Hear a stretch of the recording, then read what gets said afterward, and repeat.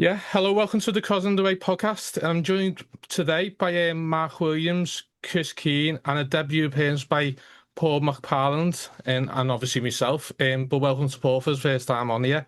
Um, Thanks, Michael. since your first time on here, Paul, I'll go with you first, because we kind of touched on it on the last podcast. How do you think the season's gone so far? The FA Trophy, and plus a little talk about how you thought Wealdstone was, really.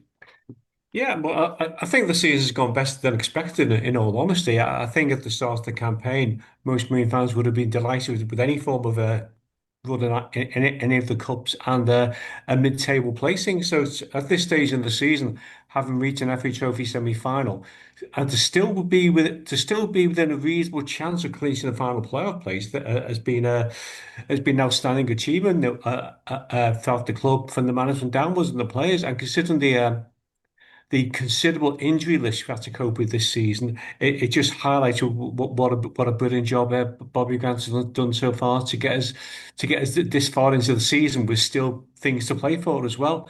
Uh, yeah, the Wheelstone game.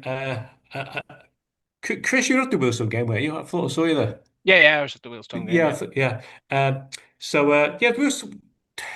Yeah, it was hugely frustrating, wasn't it? Because I think, like most Marine fans, you looked at your watch. It was 90 minutes. Then it was 3 minutes stoppage time, and you just thought, "We've got this here. We've got penalties. And given our record of penalties, I was feeling quite confident." And we just seemed to switch off for that last minute. It was just a massive hoof from their goalkeeper. One bounce takes out our two defenders. The goalkeeper's quite a way off his line, lands at the feet of their full. It bounces perfectly for him to hit the volley, and that's it. There's no coming back from that. And I've been to a few games where you, you've had to suffer the trauma of a last gasp equaliser, but that is one of the worst. Seeing we're effectively a penalty shootout away from Wembley, we just got so close. And it was a really good day out. The support from Ream was fantastic. The atmosphere in the Wetherspoons pub before the game was absolutely brilliant. But yeah, it's I'm probably still not recovered from it yet, but it was a really heartbreaking. Yeah, I totally agree with there. I'm not sure I'll ever get over it, to be honest. I think I think it's the worst way to lose, isn't it? I said this on the last one, and I'm still there's still moments actually like last week before the game. I think it was Darlington before the night before. I thought about it again. It's going to take a long time because I just don't think there's a worse way to lose. But obviously, the recent form, it's been a bit of a mixed bag, hasn't it? Obviously, we expected the Father's result a little bit. Obviously, after that, obviously, and now we defeated Southport, bounced back with his win against Chorley. Disappointing result against Hereford, and then obviously a brilliant win at Darlington. Paul, I mean, there was obviously a bit of worry. Would it be a bit of a hangover after the Wealdstone game? Do you feel there has been, or has it just been the amount of games, and how have you felt about the results really since?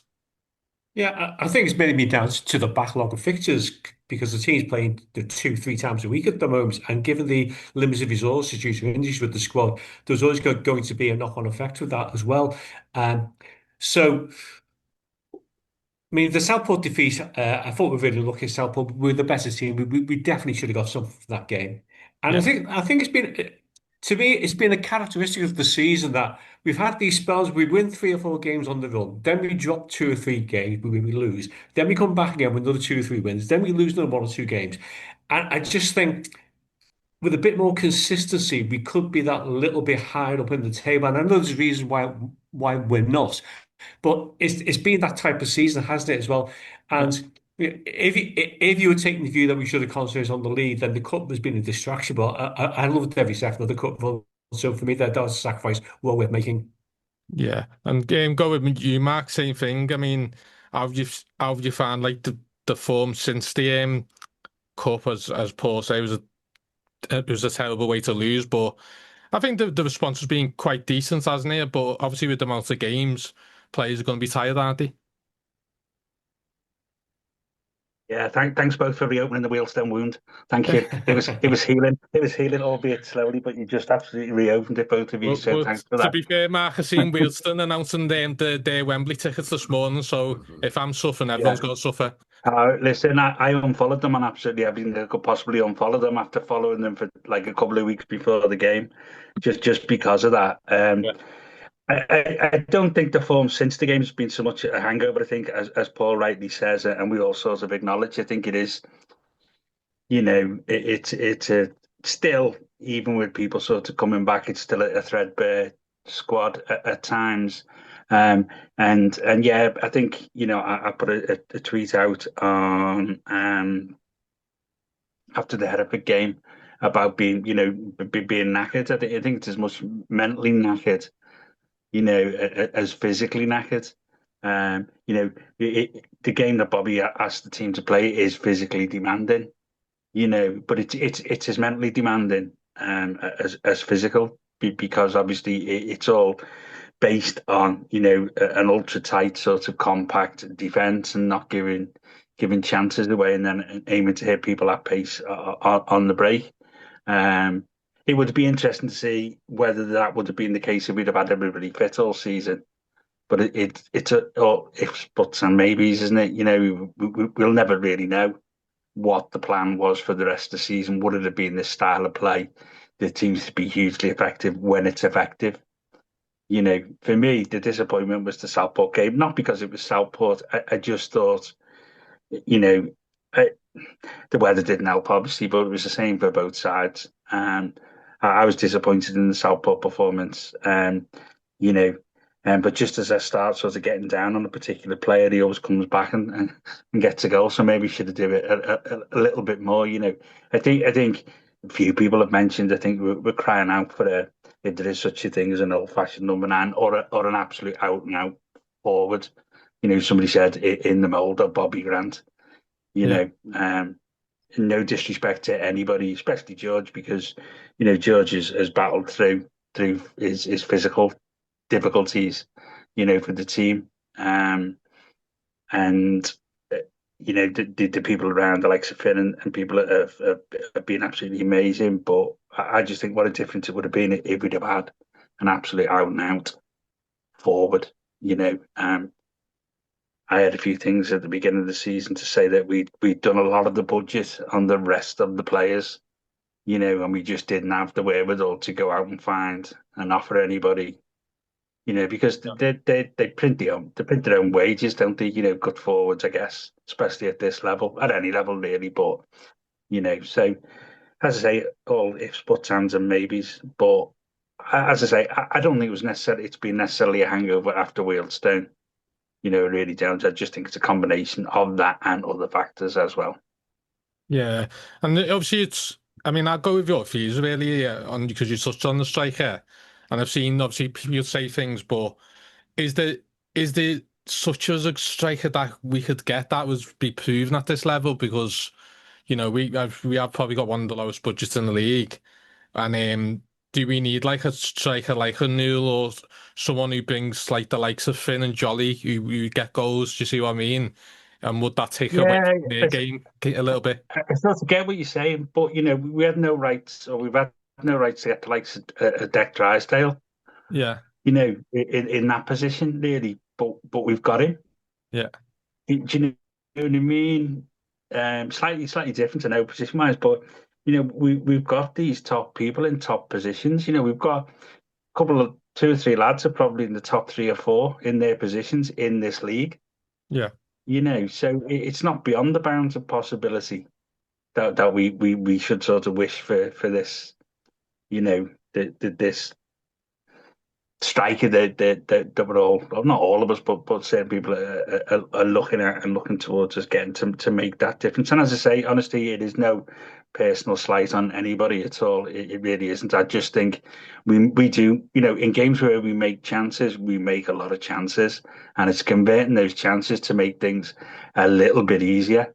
Because the fatigue, mental and physical, has sometimes been caused by the fact that we've got ahead in games and ultimately won games, but we've not killed games off. So we haven't been able to take the foot off the pedal a little bit. yeah, Do you know what I mean? And maybe make substitutions to protect people. I wasn't at the Chorley game, but by all accounts, we could have been 4 or 5 at half time, yeah, but we weren't, and we've given them a chance to get back in the game because we've missed chances. You Yeah, know, I think Bobby's alluded to that in quite a few of his post-match interviews, hasn't he? You yeah. know, about not converting chances, and that's when I've seen him the most sort of disappointed slash angry, if you like, in the games where we've created an awful lot of chances and not putting them away. Yeah. Obviously going to Chris, obviously talk about the recent form. Obviously Southport, I thought we played quite well second half, first half probably not so, but definitely think we should have got something from the game. The big disappointment for me was that we spent 25 minutes battering them, get the goal, and then we concede within 2 minutes and just takes the momentum out the game. Obviously got a big win at Darlington.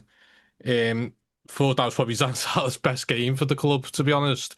And I just, this is just me talking. Like, I just wish we see more of that from Zanzala because on Saturday he was unplayable and he worked hard and he was just like, they had three defenders and they couldn't deal with him. I just wish he hopefully, like the manager says on his interview, bring a bit more, that maybe a bit more consistency from him. Is that something you feel like?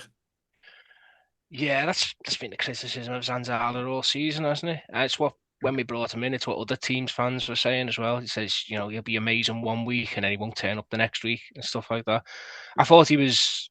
I didn't go on the weekend, but I listened to it on radio and he just sounded completely unplayable.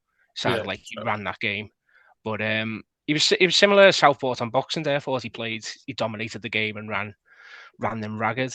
So if you can just get that, week in, week out, that's a top striker in this league who can play like that. But I do wonder if it had something to do with playing him up front with George Newell and sort of having the two strikers, because I know George Newell doesn't get the goals that he probably should have for the play he puts in, because he works so hard. He holds the ball up well. He gets loads of flick-ons and little passes around the corner. They just go to no one because there's no partner there with him. And I'm just wondering if having someone up there with him just eases the pressure a bit and it becomes a bit, it's off his shoulders. It's a bit less of a burden to him. And maybe he can free up and score a few more goals that way. So I think that maybe see more of that going forward because it worked against Darlow. Yeah, and I think that's a really good point you've just brought up, and I'd actually forgot about them, so I'm glad you brought it up. I thought that them two worked really well, and I think obviously with Zanzala and Neil, then neither one never got isolated. If it's just one of them, then one of them tends to get isolated, don't they? So is that something like you think they should do more of it till the end of the season and see how it works, and then obviously see what happens in the summer? Yeah, yeah, absolutely. That's what I'd like to see now between now and the end of the season. The pair of them up front, see if they can form a partnership. Maybe give Potter a go with one of them as well. Just see what we've got there in the bag.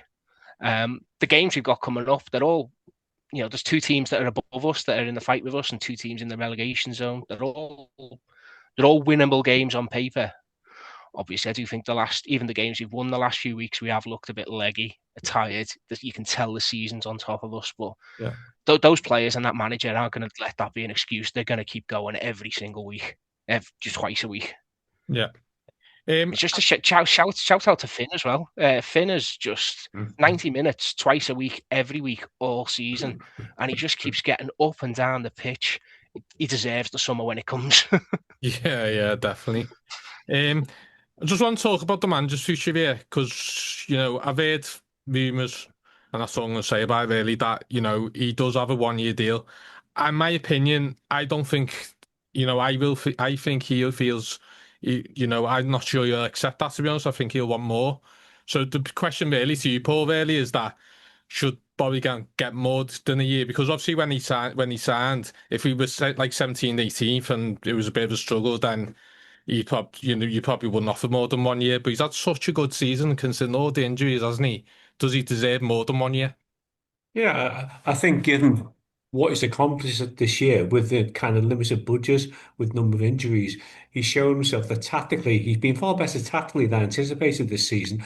I think in the cup run in particular, some of the defensive displays have been so impressive the way we've seen games out, 10 to penalties on one on penalties. There's no doubt that other clubs will be looking around at Bobby Grant thinking, hang on, he's the right age, 36, 37. He's done well in his first managerial post here.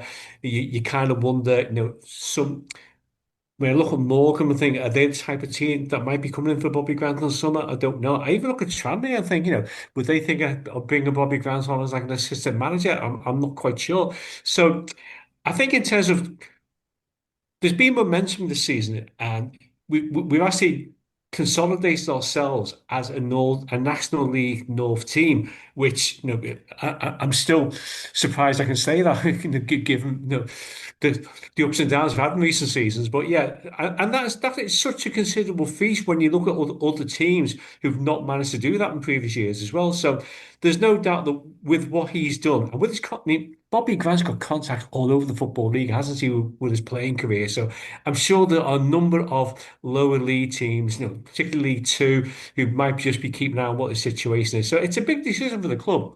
If you ask me personally, then yeah, I think he's. What more could he have done this season? He's achieved, from my perspective, all the ambitions I would like for the club this season. So to let him move on at this stage, I think would be a very short-sighted decision from the club. I'm sure they're not going to allow that to happen. I'm sure conversations are going on behind the scenes. But like you said, Michael, there have been a few rumours floating around this week. I'm not quite sure how much substance there is to those rumours. And certainly Bobby's Instagram post didn't settle things down at all, did it? So it's a situation definitely to keep an eye on. But going back to your original question was, does he deserve an extended contract? And the simple answer to that is yes. Yeah. I mean, same really question to you, Mark. I'm of the opinion he should be offered more than a year. I think I get the impression when I speak to Bobby, he really wants to build something in Marine. I don't get the impression he wants to leave anytime soon. I think there has been interest even before now in him from a few clubs from what I've heard. But again, I'm not, they are rumours. But I mean, does he deserve more than the 1 year that's being mooted? And should he get like a 2-3 year deal? Obviously, Young, he got one, didn't he? I think after Spurs or around that time anyway. I think he got 3 years, didn't he? Is that something you feel Bobby should get? I think it's a bit of a heart and head question, isn't it? Really, yeah. In your heart, we would all say he deserves whatever he wants, basically, after this season, or not quite that, but nearly that. It's a difficult one, really. It's a difficult one. We know historically Marine have always been a financially prudent club, and you see even at any level of football, these managers getting big 3-4 year contracts and it failing, and then getting the sack, and the contracts have to be paid off. Yeah. It's not the same as sometimes with players where you put them on a longer extended contract, knowing they're going to go halfway through that, because obviously if somebody's coming in to buy them, 2 years into a 3 or 4 year contract, they've got to pay accordingly. Managers are slightly different. There's not that big sort of incentive to put them on a longer contract to protect, and reap any rewards should somebody come in for them, as far as I know and I understand. So it's a real difficult one. Ultimately, if you're asking me the question straight up, personally, does he deserve more than 1 year? Then almost certainly he does. But I can see it being a little bit of a sticking point, I think. I'm worried because, Paul's already mentioned some possible suitors. I think the best thing that happened for us would be the takeover of Tranmere to hurry up and go through properly. Because I think if new owners come in, I think they will be looking to, with no disrespect to Bobby, to maybe make a managerial appointment, because I don't know the manager will stay. The fans haven't taken to him. He's not set the world on fire, and there's a real chance they could go down. But if the new owners come in, I think they'll make a statement and get somebody in with probably a little bit more experience than probably a name, if you like, to sort of appease, the super white army who are going absolutely bonkers at the moment all over social media. So but if Palios is still in charge, then I could see Bobby Grant as an appointment that Tranmere will be looking to make. Yeah. And other than that, you're looking at his former clubs. I'm looking every week see how stable they are and how the managers there are doing, because they're all, quite a lot of them, are at the level which Bobby Grant will be aiming at in the near future. if not the immediate future, then certainly the near future. So, the likes of Accrington and people like that, then. Because let's not forget, albeit, I've said before in the previous pod, albeit it was a very short period at Radcliffe, but it was a successful period. And if you put the two things together, then it starts to become obvious to more than us that, he's a manager a real manager in the making. Yeah. So as I say, I think heart says he certainly does. Head says he might not. Yeah. Go to you, Chris. Obviously, as Mark said there, there could be possible suitors. Again, I've said what I think. I mean, I get the impression Bobby does want to stay and want to build something here. So does he effectively deserve more than 1 year? I think it'd be a bold move for the club to go out and make a statement like that. I'd love them to, but it's not really what Marine do. So yeah, there is some nervousness there about whether other clubs are going to come in for him. But you see, with Bobby Grant, it's not just the fact that he's done so well as a manager. It's rare that you get a manager that connects with the club, particularly at this level. So I think if I was the club, I'd rather be giving Bobby, maybe a pay rise and a multi-year contract than going out and finding a next player, because I think Bobby can take players to the next level himself. So I think getting Bobby for multiple years would be the smart thing to do as well. I just don't know if that's the way the club think. I think they'll maybe want, let's just get him for another year, and then if you do well, we'll get you for another year. So we'll see how that goes. But I said, Tranmere are a perfect example. You've just got to, your manager's got to connect with the fans. Bobby's connected with us, so let's just get it done. That's what I think. Yeah, and obviously going to. One would say talk about the players' futures because last season I remember being on the other awards night actually that we would probably be on day on Saturday, and all the players wanted them to get the job. Is it even more important that we keep Bobby because I think obviously we've got worries of players like Drysdale, Finn, and all these type of players. If Bobby was to leave, it might be easier for players to leave then, wouldn't it? Whereas if he stays, then they might end up staying because I've again just reading what I've heard some players have said they'll stay if Bobby stays kind of thing. So again, you Chris, is that really important to get him to stay because it increases the chances of players staying because the last thing we need is all like having a big rebuild, don't we, next season? I mean, we've done that quite a few seasons in the past under Youngie. It's been nice to have some continuity last season. Yes, in short answer is yes. I suppose the longer answer is there's going to be clubs coming in for some of our better players regardless. And some clubs with big budgets are probably going to come in looking at the likes of Drysdale's, Finn Sinclair Smith's.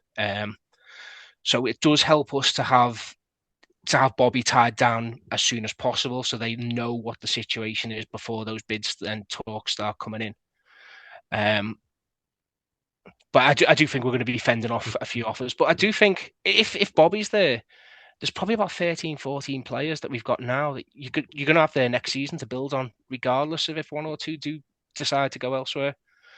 So I do think Bobby's the key. I think that's worth spending more money on than going out and finding a superstar ex-League Two player or something who's prepared to come down. And that's where I'd be going. Yeah, getting Bobby Grant on 2 or 3 years. Yeah, and go with you, Mark, again, really talking about the players because they all love playing under Bobby. So do you think, like, obviously keeping the manager is key in terms of keeping most of the squad, really? Yeah, undoubtedly. I think we all know Bobby. He wears his heart on his sleeve. He's very sort of direct. He makes it clear exactly what he wants. And as a player, I think that's what you always want. You might not always agree with him, but at least if he's clear and he's truthful and he's honest and he sticks to what he believes in, it's usually when managers start messing around, don't they, and not really sure themselves. That's when I think players get disgruntled, but there doesn't seem to be any sort of disharmony, between anybody. in the team, the squad, from the management team to the players. So I think it is ultra important. I think Chris is right. He says it's unfortunate, but there will be. We know for a fact that there was offers made not so long ago in the last couple of weeks for Yeah. players. That were turned down, but were difficult to turn down. So yeah, I think it is important, and Chris is right. If there's no Bobby, and then the players start getting inquiries, shall we say, then it's a bit more difficult, isn't it? We all want a bit of continuity. I think having kept Youngie in the capacity that he's in, I think has been monumental. It's interesting to see that Bobby's, in one of his, I think it was the podcast on here, he said like he speaks to Youngie more or less on a daily basis. Again, they don't always agree, which I think is it's refreshing. Yeah. They don't always agree, but we've had no sign of any sort of fallout or real sort of disparity in where they're coming from or what their aims are. So it would be a shame. I just hope he does stay. I like him from his sort of personal entertainment value. One of the things I look forward to on a Saturday, even when I'm on my way home from the match, is his after-match interview being uploaded. Because he's just so honest and truthful. He doesn't dress anything up. He doesn't hide. The players deserve praise to get praise. They deserve a little bit of non-praise to get non-praise. You always know where you are with him. I've done a couple of the hospitality, pre-match hospitality, and he comes in and he's fabulous. He always comes with a little bit of a warning before he starts that it's can be 18 plus in the language department with him, but he's just because he's so sort of honest. I think is the best way to describe him. I think it will definitely help keeping the majority. But again, as fans and especially in the league, what you've always got to get used to is favourites always leave, don't they? They generally they're there 1 minute and gone the next. Do you know what I mean? So we've been very lucky in that we've had 2 or 3 players, that have stuck around for the last 2, 3, 4 seasons. Yeah. Albeit Finn and Josh went and had their little sojourn at Radcliffe, but they're back. So we've sort of forgotten about that now. It's like Bobby Ewing's shower scene, So yeah, no, I think it is important from a view of keeping the players, Michael. Yeah, and I was going to go to you, Paul. Same really thing, really. Just to talk about obviously how important is it for the manager to stay for these players to stay, because I think he's got a real connection with these players. And again, in the point Mark said, why, and I'm with you, Mark, on this. I really like Grant that, and no doubt he's probably challenging to work with, but I think that's a good thing because, he's not a yes man. He will question things and he will like push the envelope a little bit. And I think that's good for the club. Is that something you think? Yeah, I think so. And I agree with the points Chris and Mark have made as well about Bobby's influence over the club and the way he's been able to keep players and attract players as well. And I think there's kind of 2 elements to this, Michael, because we all agree that the manager plays a huge role. But I listened to your interview with Adam Anson last week, was it? Yeah. And he was saying the reason why he moved to Alpherson was for the money. And you have to remember, non-league level, wages have a big impact on players' decisions. So as much as you might be committed to Marine, if you're earning, say, I don't know, for like say £700 a week, and another team at that level comes in and offers you £900 a week, then we're going to think about it, obviously. And it's like that in any walks of life. And I think if Marine want to push on, then one, Bobby Grant has to have an extended stay at the club because I think he's, as Mark outlined, he's quite magnetic. He'll bring players into the club. As Chris said, he's got this relationship with the fans. I think they're really important building blocks in the club to keep as well. But in terms of Marine's playing budget, and I know it's a very thin line, isn't it, between overspending yourself into trouble or increasing the budget a little bit to get a slightly better type of player. And I think we'll overachieve this season. I think to maintain a mid-table place or push the players next season, it's going to require maybe a slight loosening of the budget in terms of wages with pairs off players, things like that. Yes, the manager is a big pull, but I just think for lots of non-league players, and you saw that with Josh Mulder and Finley Sinclair Smith at the start of the previous season, because they got a best offer from Ratcliffe money-wise. They went, it didn't work out, and they came back. And as that man said in your interview, Michael, he realised money wasn't everything, and there's that element as well. But I do think it's a factor. Yeah, yeah. Obviously, obviously you're talking about next season. I mean, there's still 4 games to go, isn't there? I was with you, this Paul. Are the players realistic? Because I actually think if he won all 4 games, we'd probably get in. But is that realistic with all the games we're playing? And obviously, we've mentioned that the players look tired. Although I thought they didn't look tired at Darlington. To be honest, they were brilliant, and they didn't look tired at all. But is it realistic, really? Because you really are going to have to win 4 games. Looking at it, I mean, we're like 7 points with 2 games in hand. So you think you could probably going to have to win at least 3, and I think probably 4 really to get in them, aren't you? Yeah, I think you're right to make the point about what's realistic at this stage, Michael. In terms of players, I believe that when you're so close to getting the playoff place, you kind of overcome tiredness. And I think we kind of saw that Donaldson at the weekend that because there was still a chance of making the playoffs, the team responded to that defeat by Hereford. In my opinion, we've got 4 really tough fixtures here because we're playing 2 teams who are fighting the drop, who can both still stay up, and playing 2 other teams who still think they've got a realistic chance of the playoffs. So to come out of those 4 games with 4 victories, then we deserve a playoff place, in my opinion, because that'll be some feast. I think historically, in the past 2 or 3 seasons, Marine have come good in the final half of the season, the final few games. So there's that kind of tradition there with the club of upping the game as it gets near the season finale.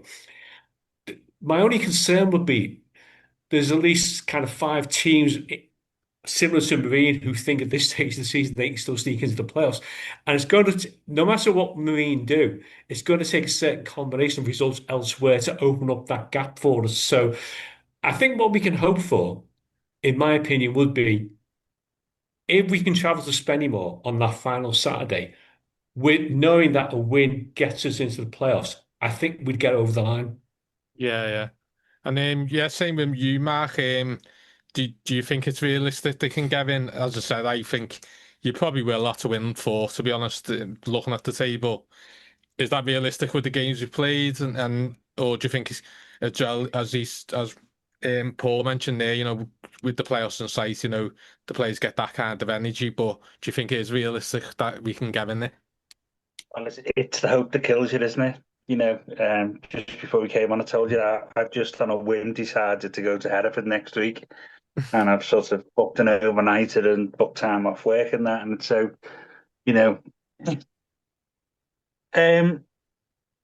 is it possible? Yes. Is it likely? Maybe not. Will it happen? Who knows? The good thing is, I think if we manage to we do need to win all the games. Obviously, if we beat Merthyr tomorrow, I think that takes them out of the running, or at least gives us, a better chance of overtaking them. Certainly. And then the thing with playoffs is, it's always, I think, in any level of football, it's a team that goes into playoffs with momentum. So if we did, and again, it's a massive if, that would be 5 wins, and you can't ask for more momentum than 5 wins on the spin, can you? The game on Saturday and the forthcoming 4 games. So it would certainly make people, they're already aware of Marine, well aware of what we're capable of, because I think we've given every single team in the league, in at least one game we've played them this season already, we've given them a game. Do you know what I mean? So if we went into the playoffs with that momentum, then who knows? Who knows? It's not beyond the bounds of possibility. Again, we go on about history, don't we? Penalty shootouts, etc., etc. We have got a really good record when we've got into playoffs. Yeah. We've gone to places and got results that we had absolutely no right. And we played in away finals and playoffs that we've had no right to win. No. And we've done it. We haven't had a great deal of disappointment that I can remember in playoffs, if any. Yeah. Particularly. No. So you start to get that rolling snowball, doesn't it? But this well, maybe slightly more than 24 hours from now, that could be done dusted. And that's the thing, isn't it? Yeah, I mean, saying to you, Chris, I mean, how realistic do you think it is that they can do? Again, I think we're in agreement really that we would have to win every game, wouldn't we? And then hope that the results went our way. But do you think it's realistic, or do you feel like it's just about finishing the season strongly and taking that momentum into next season? It's a bit of both, really. It's funny that you say, can we get into the playoffs? But we've also got to win every game to get into the playoffs, because we kind of already in that mentality. One loss knocks us out. Yeah. So it's kind of like you've got to go every week. And I said earlier, I think all 4 games are winnable games on paper. But as Paul mentioned, they're all playing for something, so they're all losable games as well. So I think that's, as fans, as players, I think that's what we go. And this is playoff mentality now. You lose the game, you're out of the race. Yeah. Same goes for Merthyr. They're all in that position. We've got to play 2 of them. I think if we win all 4 games, I agree, we'll get in the playoffs. I think it'll be enough. It's just whether we can get over the line. Most teams are playing 2 games. We're playing 4. Yeah. Just see what we can do. Yeah. Agreed. Obviously, you said before, Paul, didn't you, about cementing ourselves at this level? I agree with it. I was quite worried because obviously the second season syndrome, really. I think Robinson had a great season, and then he just had the disaster the second season. We haven't done that. We've been brilliant. I was looking actually when obviously you look at City of Liverpool now, and 4 or 5 years ago they were probably on par with us, and all right, maybe we might have been a bit better than them, but looking where they are, and then when you look at like the games we were playing, like the Beatles, the Prescott Cables, and now we got, for instance, we're playing Southport in big league games where they used to send their reserves, didn't they, and friendlies, and obviously we got Morecambe coming down who would have done the same, and I think Morecambe were at League One when we win the NPL West. I mean, it's unbelievable the rise, isn't it? And I know all the things I spoke about there. I mean, how have you seen that rise, and how happy have you been that we've been able to cement ourselves at this level? Because obviously, budget wise, we probably don't have the biggest of budgets to do in this league. No, and I believe you make a really good point there, Michael, about the second season syndrome, because it's not just one in town. You look at Bushwell Olympic, they had 2 seasons, they crashed out. You look at Peterborough Sports this season, was their second season, they've gone out as well. So it's really important for Marine this season, particularly the way we finished last season as well, to kind of build on that and establish ourselves as a regular National League North team. And I think we've done that. And what's important about that, from my point of view, is that then attracts players to come and join the club, because you see it's a solid club with solid foundations. I like the reference to City Liverpool, because there's a perfect example of a club that comes in on a blaze of publicity, but with no foundations, with no natural fan base, that starts to hemorrhage once results start to go against them. Once they haven't got their own ground to play at, once they haven't got the community involvement that Marine have. So we're a completely different type of entity to what City Liverpool ever were. I know they probably at one stage thought they were the equals of us, but that was very, very, very temporary spell completely. Yeah, so from my perspective, the fact that we are now, I think you mentioned before, Mark, or it might have been Chris, that when teams play against the National League North now, they know they're in a fight to get points off us. They know we're always a very strong, difficult team to beat. And I think the combination of the home support, attendance is 1,000 plus week in, week out. The away support is where we get a tremendous away following up and down the country. The manager, and the fact that Marine is seen outside of this area as a very, very well-run non-league team as well, that it has got a plan in place, it's got a strategy in place.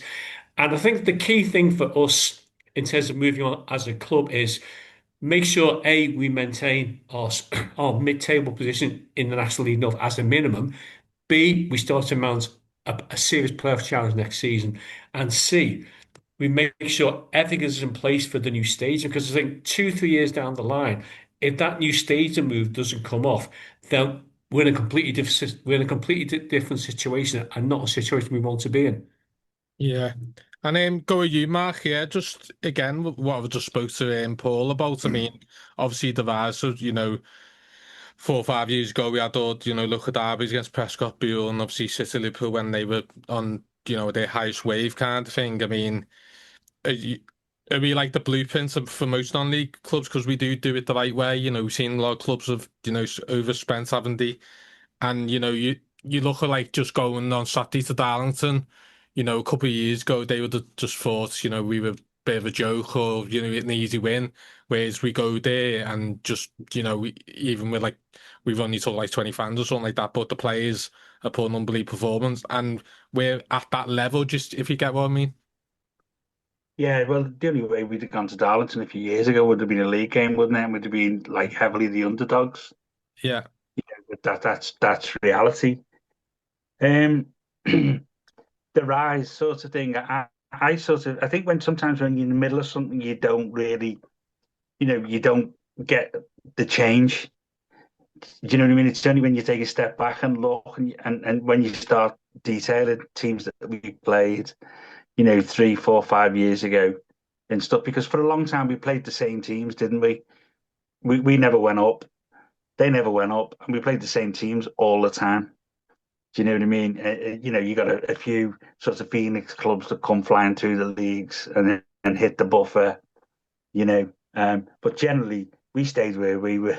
They stayed where, and there was an air of familiarity about everything. And I know like there's grounds I've been to numerous times when it didn't go as much as I go now. Even when I was dipping in and dipping out and Marine for various reasons. Yeah, there's still grounds I've been to half a dozen more times, away grounds and stuff, and not necessarily all the local ones. So the rise, as I say, when you're in the middle of it, I don't think you realise how what a monumental rise it has been, and all these other teams having a go at us and this, that, and the other locally. It's always the local teams, isn't it, that have a go. I think generally elsewhere we haven't got beef with anybody, have we? We No. really haven't. And I think everybody that comes to the ground accepts most of the time its limitations. We all know its limitations, but they know they get a really good welcome. You know, I'm still a bit nonplussed sometimes about the segregation. I know it's historical with some teams and stuff, but generally, there's been, as far as I know, not a great deal of trouble at any of the games this year, because it's a welcoming atmosphere. And similarly, I think away from home we make friends wherever we go. We're passionate and we'll defend our team, and we're nobody's mugs. But generally, when Marine come to town, in whatever numbers it is, whether it be 20 on Saturday, whether it be the 600 at Wheelstone, we sort of carry ourselves in the right way. We're a projection of the club. Yeah. And I think Paul said about stretching the budget and stuff before. I wish they can manufacture some more money, but I'm not sure it's the Marine way, and that's the only thing that I can see. Not the only thing, but it's one of the things I can see that may be a bit of a barrier going forward, and I don't know what the answer is. Do we sort of maybe chance that stability that we've always had? And aim a little bit higher. I'm not trying to tell anybody that's the guardians of the club how to run the club, because they do most of the time an absolutely amazing job. They really do. I mentioned just dead quickly. I mentioned hospitality before. I've done it a few times. We're limited. We've got small space, but it's a really good package. I went to Oxford couple of weeks after I'd done the last hospitality that I'd done at Marine, and it wasn't a patch. It just wasn't a patch on it, and it was dearer. You'd expect it to be dearer. It was down south. So most of the time we do things in the right way. I was a bit worried about the club in sort of September, October, not necessarily the playing side, but the actual club itself and what direction the club was heading in, the facilities, etc., etc., etc. But I feel a lot better now.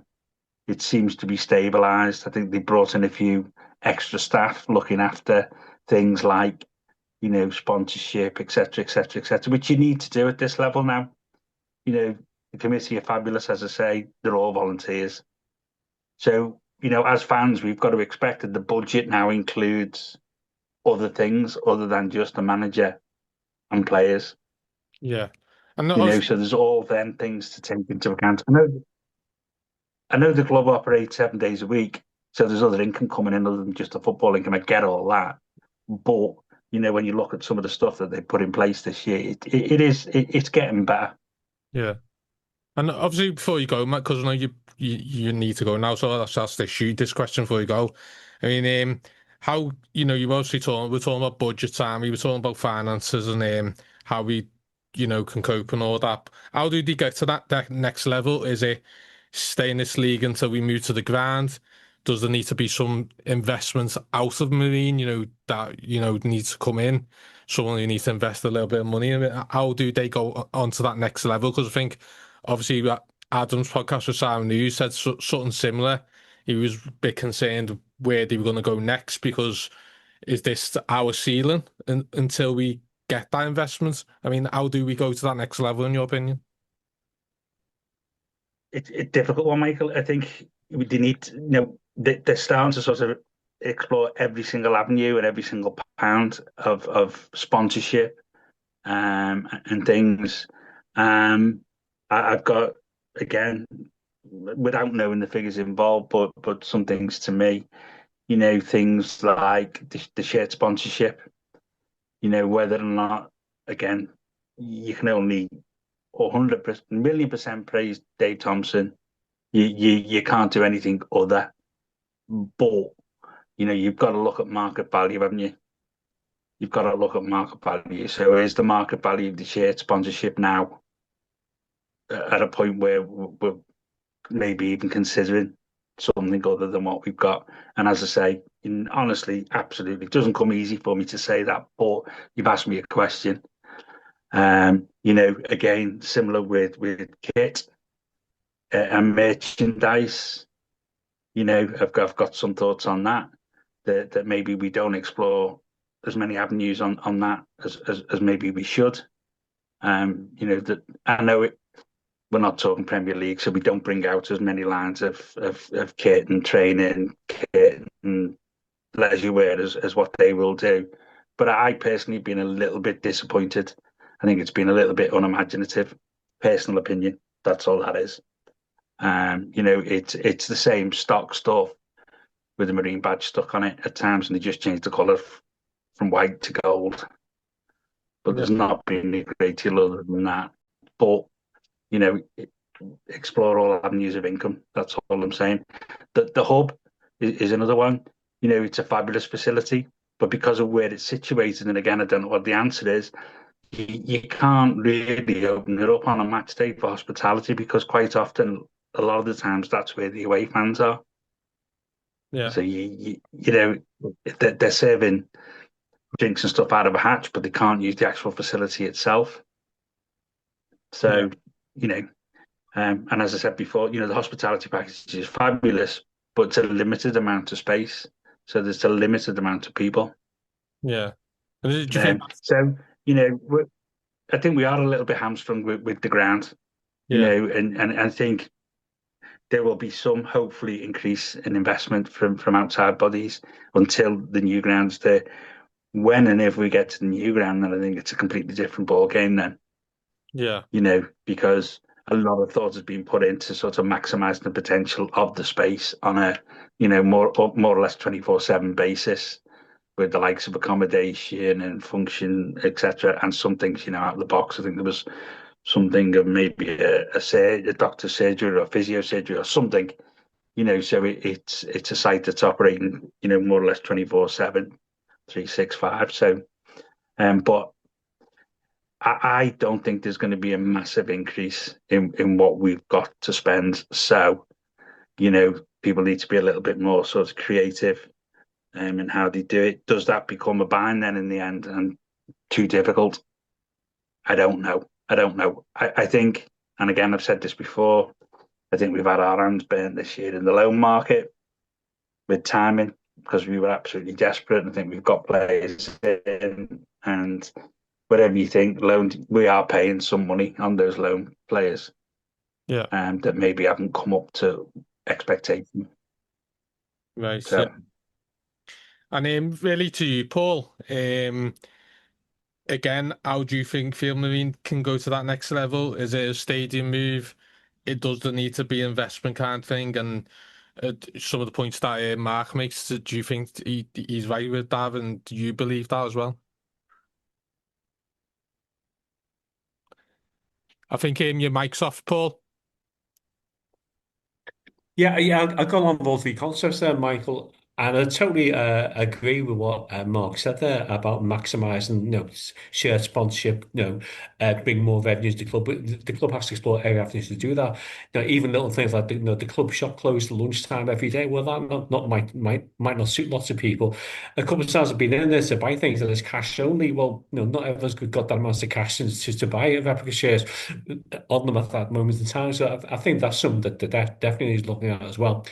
Um, I believe that, as I said before, that we know that where we are now. I think Dave McMillan pointed out in the presentation meetings that we can't stay where we are as a National League club 4 or 5 years down the line because we're not going to comply with the ground regulations. So we have to, without the ground move, then all the progress we've made kind of comes to a shuddering halt. So the ground move to me is the priority, in terms of making sure things are put in place to ensure that goes ahead. Because as Mo points out there, it just changes the club on every level in terms of maximizing potential, bringing in more sponsorship, all this type of thing as well.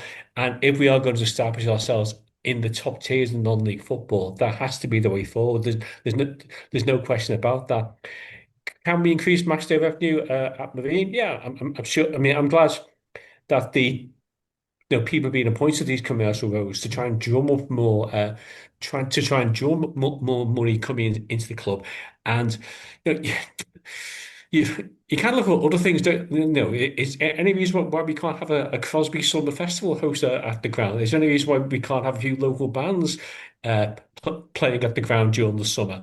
Is a Red Rum Club their local band, aren't they? Would they kind of be interested in performing there? So there could be other ways of maximising that potential as well. So I think going back to what I said earlier, without the ground move, then we are going to come to a halt. So the ground move is actually imperative that goes ahead. But in the meantime, outline what Marcus points out there. We have to make sure we're bringing in money from as many different streams as possible. And going back to your point about investment, that's a really difficult one, isn't it? Because you don't want to. We've seen so many clubs that have been burned by rogue investors. I Yeah. could see the potential, giving some, I don't know, 5-10% share in the club, something like that. But ideally, you want someone who's going to invest in the club with a view to making a profit and then looking to sell the club on to someone else because they made a profit from doing it. What you don't want someone coming in, drain the club of money, use it to, like what happened with Berry, use it to subsidise their debts elsewhere, and suddenly you're the loser. Yeah, totally agree with that. I mean, it's same really question to you, Chris. Obviously, what do you feel like the answer is to go to that next level again? Stadium move, is it, investment? But obviously you don't want, some owners like, Paul's rightly pointed out about the Barry owner. I think Steve Dale was it. I think he was in, wasn't it? But there's loads of examples of it. It's not just Barry, is it? I mean, some people, when I see some people say they don't want us to move, I don't think they really understand the situation a lot, because, you know, the the stadium as it is just about good enough for this league, isn't it? So if you want to progress, you need to move, don't you? And the other thing is, you don't be stagnated, because then you don't want to lose fans, do you? Because if it's just the same old, and there's no real ambition to move forward, then some might just go up. Don't really want to keep coming, then, innit? Do you see what I mean? So, what do you think the answer is, really? Yeah, there's no clear answer. I think the stadium move is imperative. I think that's got to happen in the next 2-3 seasons. Yeah, at least it's got to be being built at that point so that we know we're going. It's not just a case of getting more people into the ground. It makes the club more attractive. I've heard a lot of people say about Marine's ground, it feels out of date. It doesn't feel like a stadium. If you're walking down College Road, you don't see it till you're there. And that's got a wider perception issue. Whereas if you've got a stadium that we're planning on building that's like a Fylde stadium, it stands out. It makes people, sponsors, investors feel that you're a proper club. To say it in brutally honest terms, and they want to come in and invest in you and sponsor you that way. So the stadium move is imperative. But as someone mentioned earlier, the blueprint. I think Marine are a blueprint because we're seeing so many clubs in financial trouble now, and so many clubs overstretching themselves just to try and stay on a par with them. I think the way Marine have done it is exactly how everyone would dream to do it. But I don't know if anyone else could do it. It's kind of like the Marine way. Has anyone else got that togetherness and that strength to go and do it? Because if we didn't have the injuries we had, we'd probably be in the playoffs this season. We'd probably have picked up the 3 or 4 points we need to be in there at the moment. And so we're not as far off as we think. So it goes back to what we were saying earlier about the season. The first step is keeping Bobby Grant in charge, keeping the bulk of this team, and maybe adding, 1 or 2 better players around the edge of it that can kick us on to that next level. And then from there, you push on to the playoffs, or you're still in the top half of the National League North for the 3rd season. And then you can look at the stadium and increasing revenue and increasing perception, and you go from there. So it's a slow process, but it kind of starts at the ground with the players and the manager. That's where it all starts. I'm going to put you both on the spot here. So obviously it's to be decided on Saturday, but I'm not going to say who the player of the season is, but just give me 3 players who you feel's been like most impressed you, and why really, and I'll go with you, Put. Your mic's starting again, Put. Yeah, obviously Finley Sinclair Smith is always one that's in the equation there. I think I think Fraser Barnsley has to be in that conversation as well, and I probably say this every season. Josh Wardle has to be in the conversation as well. Yeah, that's same with you, Chris. What 3 players have really Well, yeah, Finn obviously has to get mentioned. I mean, 90 minutes every week, twice a week. It's just, and he's up and down the pitch every single minute. He's the workhorse of this team. Anyone can build a team around that lad. So he's got to be in a shout. Declan Drysdale, I think he's come in. He's a different level of player, different quality on the ball. He sees the game a bit better, a bit quicker than a lot of players in this league. I think he's been a real asset. We've had a very strong defence, even though we've shipped 3 or 4 a couple of times. I think our defensive record, we're still in the top half of the league for defensive record. I think he's been the key to that. And the third one for me is Adam Thomas. I think he's been magnificent. James Milner type player. He's not really got a position in the team. Like if you had every player fit, he'd probably be on the bench. But we haven't had every player fit. He's had to play left back, right back, centre mid, up front at times. He's been all over the pitch, and he's always been 8 out of 10 this season. He's been fantastic. So I think they're my 3. Yeah. I mean, I agree with Adam Thomas. I think he's been absolutely brilliant. I'm not too sure where he'd be without him, because as you said, you can play him everywhere. For me, consistency wise, if I just go on play, it would be Adam Anson, because I just feel like you can play him anywhere. He's been brilliant. I don't think I've seen him have a bad game, to be honest. Obviously Josh Wall's been great as well, but we expect that from Josh, don't we? When we signed Adam, and I think Declan as well has been like brilliant as well. I mean, Finn's the superstar for me, because I think he puts the fear of God into teams on the counter attack, doesn't he? So he's been, and I think Neil's been great as well. I know some people say he doesn't get enough goals, but I think it's really underrated what he does for the team. If we didn't have George Neil, I think we could struggle a lot, to be honest. Because I'm not too sure who you'd have power front would judge, you know what I mean? So I think he's a bit underrated, whilst he doesn't score a lot of goals, but when you look at and obviously I haven't mentioned Jolly as well, to be fair, he's been brilliant since he's come in, hasn't he? But I think George Newell really complements them too, to get on the end of things, kind of thing. I'm just gonna just a little fun question here, really. if obviously Marine don't get in the playoffs, who do you fancy to win the league first and foremost? And who do you think's the favourites to get win the playoffs basically and go with you, Paul? Right. Well, I think it's the current top two to answer both of your questions. So I think South Shields would just get over the line. I think AFC Fylde will win the playoffs. Yeah, same with you, Chris. Yeah, it's the top two in this league. I do have a suspicion though that if Fylde do win the league and South Shields are in the playoffs, I think Macclesfield could get through. I think Yeah. they've come flying on this second half of the season. I've got a feeling about Maxfield as well. You know, so I don't know why, but then Chester are doing really. Chester Yeah, are absolutely flying, aren't they?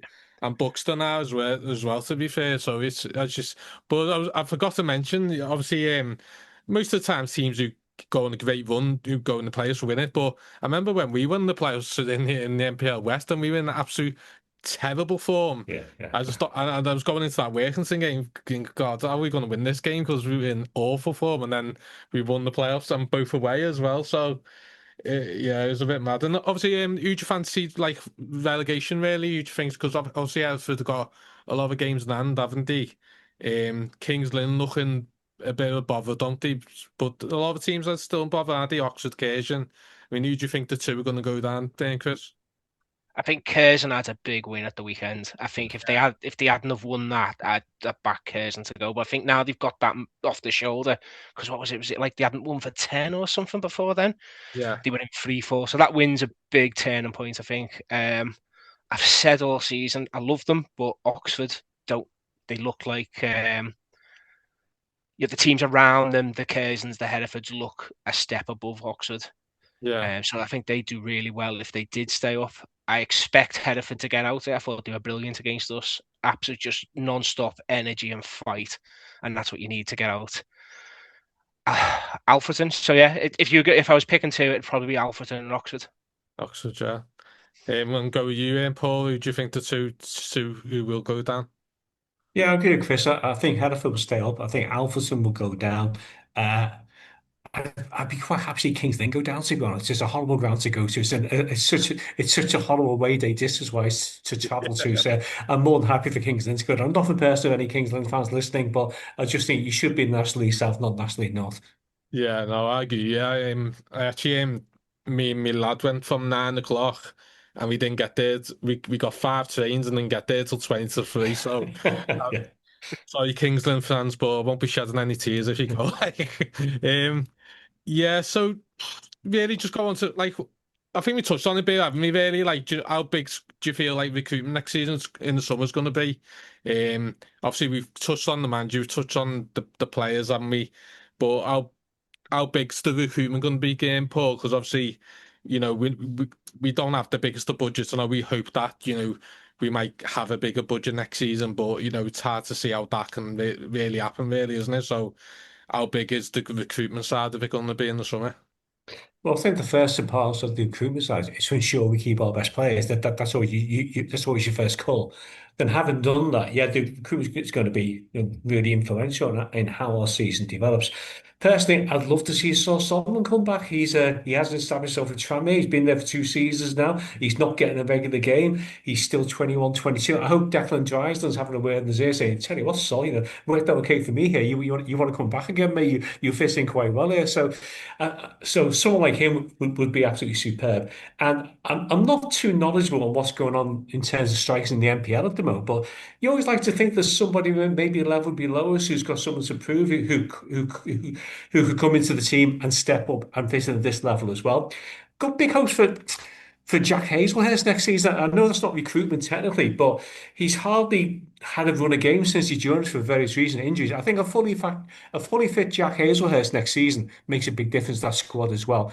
And once again, it's how we use that load market, because I think Bobby Grant has shown he can get players in from a higher level to come and help us with the push. And I know there's always a reservation with loan players about their commitment to the team, but if you get players who are young enough, who see this as a move to advance their career and maybe give them another opportunity to progress either at Marine or somewhere else, then that's something always worth looking at as well. So yeah, every summer, recruitment's always key, but so it's just important to keep your best players there as well.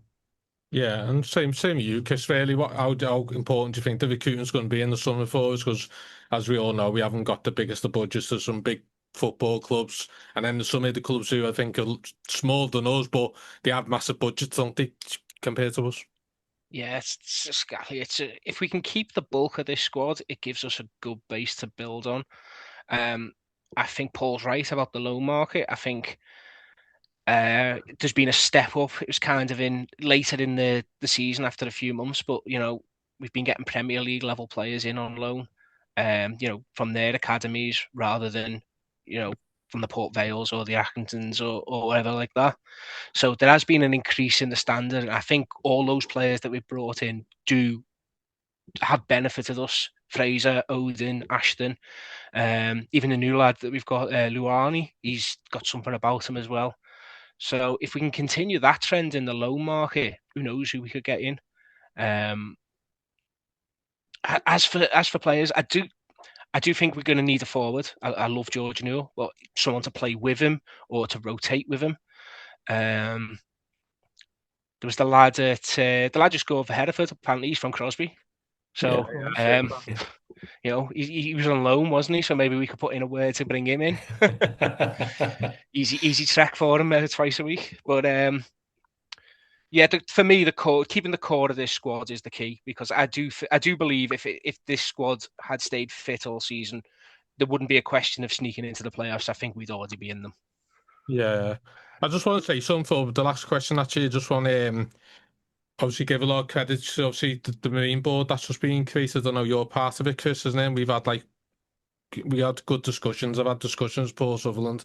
They're doing a lot of good stuff in the summer as well. And I think obviously what we do is really good, in terms of podcasts and, obviously social media and stuff like that. But there's obviously the stuff you're going to be doing with the club. So, I think this is a thing where, both groups are going to be working together in the future for the club, and which is, I think, absolute key for the club at Marine. Everyone needs to be together kind of thing. So, yeah, they've got a Twitter page. So, just give them a follow and all that. And, they're doing a lot of good stuff and a lot of good stuff in the summer. So, last question, really. I mean, obviously, we talked about, a lot of stuff here, really. But how would you feel going into these last 4 games, really, Chris? What you feeling like? Obviously, we've mentioned the playoffs, haven't we? But what do you really want to see in these last 4 games, really? More the same, what we've seen all season. Just go out there and fight, and if it's a tight win, great. If we don't get it over the line, it's still been a great season. We've bettered last season. We've had a cup run.